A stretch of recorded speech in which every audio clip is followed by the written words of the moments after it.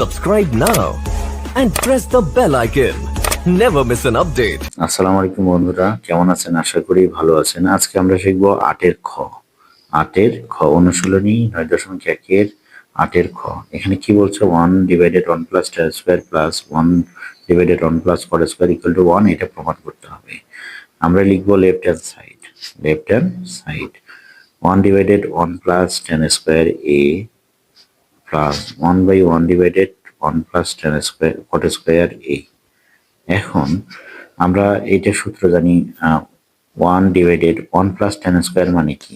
1 plus tan square মানে sec square, আমরা এটা সবাই জানি, sec square A plus 1 plus cot square মানে কি? Cosec square A, cosec square A. এখন আমরা এটাকে লিখতে পারি 1 বাই সেক স্কোয়ার মানে কি? কস স্কোয়ার লিখতে পারি, কস স্কোয়ার। 1 বাই কোসেক মানে কি? সাইন স্কোয়ার এ, সাইন স্কোয়ার এ। তার মানে cos square A plus sine square equal two কত?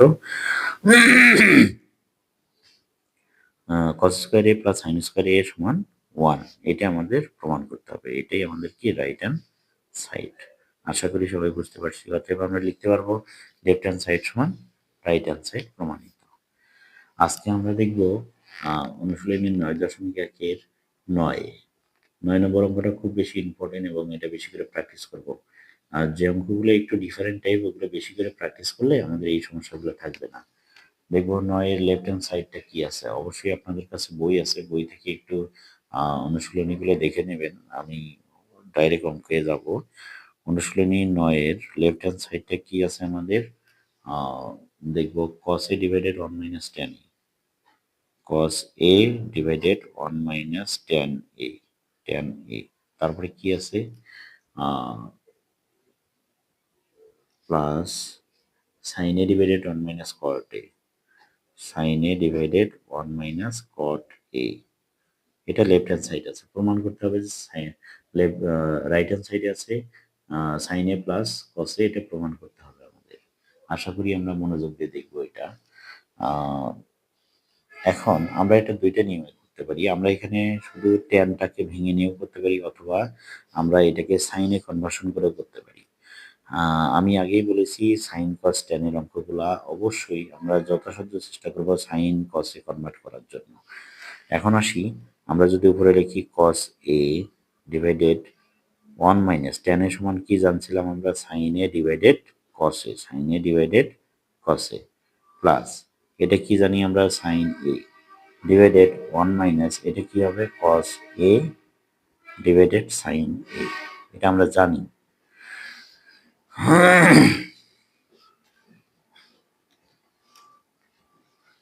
এখন আমরা দেখব উপরে যা আছে তাই থাকবে, উপরে কসে কসেই থাকবে এবং নিচের লসাগুটা কি হচ্ছে? এখানে যদি 1 কল্পনা করি, 1 এবং কসের লসাগু হচ্ছে কসে, কস এ।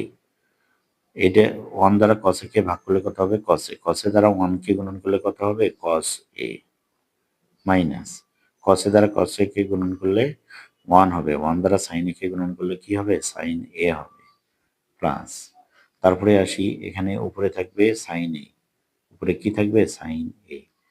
নিচে একটা 1 কল্পনা করবো, 1 আর সাইন এর লসাগু কত হবে? সাইন এ, সাইন এ। এবার সাইন এ দিয়ে 1 কে গুণন করলে কত হবে? সাইন এ মাইনাস কস এ। এখন এটা যদি আমরা উল্টায় দেই, উল্টায় দিলে কি হবে?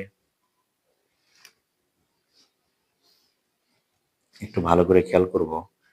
তার মানে এই কসে, কসে ভাগ এইটা, তার মানে কসে গুণন এটা করলে কি হবে? কসটা উপরে যাবে, সাইনটা নিচে আসবে। মানে কস এবং কস কি হবে আমাদের? কস এ স্কোয়ার হবে, কস স্কোয়ার এ ডিভাইডেড কি হবে আমাদের? কসে,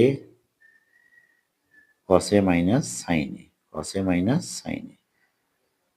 আর এটা কি হবে আমাদের? প্লাস সাইন এটা যদি উল্টায় দেই তাহলে কি হবে আমাদের? সাইন স্কোয়ার এ, সাইন স্কোয়ার এ ডিভাইডেড কি হবে আমাদের? সাইন এ মাইনাস কস এ। আশা করি এ পর্যন্ত বুঝতে পারছি। আমরা পরের পেজে যাব, যে আমরা কি মান পাইলাম? আমরা মান পাইলাম কস স্কোয়ার এ ডিভাইডেড কস এ মাইনাস সাইন এ। আরেকটা মান পাইলাম আমরা সাইন স্কোয়ার এ ডিভাইডেড সাইন এ মাইনাস কস এ। এখন আসি, আমরা দেখতে পাচ্ছি যে আমাদের এইটা হচ্ছে কস এ মাইনাস সাইন এ, এটা সাইন এ মাইনাস কস এ। এখানে যদি আমরা মাইনাস কমন নিই তাহলে কি আসবে? কস স্কোয়ার এ ডিভাইডেড কস এ মাইনাস সাইন এ সাইন এ। যদি আমরা মাইনাস কমন নিই, এই মাইনাস এবং এই প্লাসে মাইনাস হয়ে গেল, সাইন স্কোয়ার এ। এখানে যদি আমরা মাইনাস কমন নিই তাহলে কি হবে? কস এ মাইনাস সাইন এ। এটা কেন করলাম? কারণ এই পাশে আমাদের আছে কস এ সাইন এ, এ পাশে আমাদের কস এ সাইন এ বানাইতে হবে, কারণ এটা লসাগু করার ক্ষেত্রে আমার সুবিধা হবে। তাহলে লসাগুটা কি হবে? কস এ মাইনাস সাইন এ, কস এ মাইনাস সাইন এ। এখন আসি, এইটা দিয়ে যদি এটাকে ভাগ করি 1 হবে, 1 দিয়ে কস স্কয়ার কি গুণন করলে কি হবে? কস স্কয়ার এ হবে, তারপরে কি চিহ্ন? মাইনাস। এটা দ্বারা এটাকে ভাগ করলে কি হবে আমাদের? 1 হবে। 1 দিয়ে যদি সাইন স্কয়ার কি গুণন করি কি হবে? সাইন স্কয়ার হবে। এখন আসি, আমরা দেখতে পাচ্ছি যে উপরে আমাদের কি হচ্ছে? এ স্কয়ার মাইনাস বি স্কয়ারের সূত্র যদি আমরা বসাই, তাহলে কস এ প্লাস সাইন এ ইন্টু কস এ মাইনাস সাইন এ, আর নিচে কি আসতেছে আমাদের? কস এ মাইনাস সাইন এ, কস এ মাইনাস সাইন এ। আশা করি আমরা বুঝতে পারতেছি যে এই টার্ম এবং এই টার্মটা একই। এটা কেটে গেলে আমাদের থাকে কি? কস এ প্লাস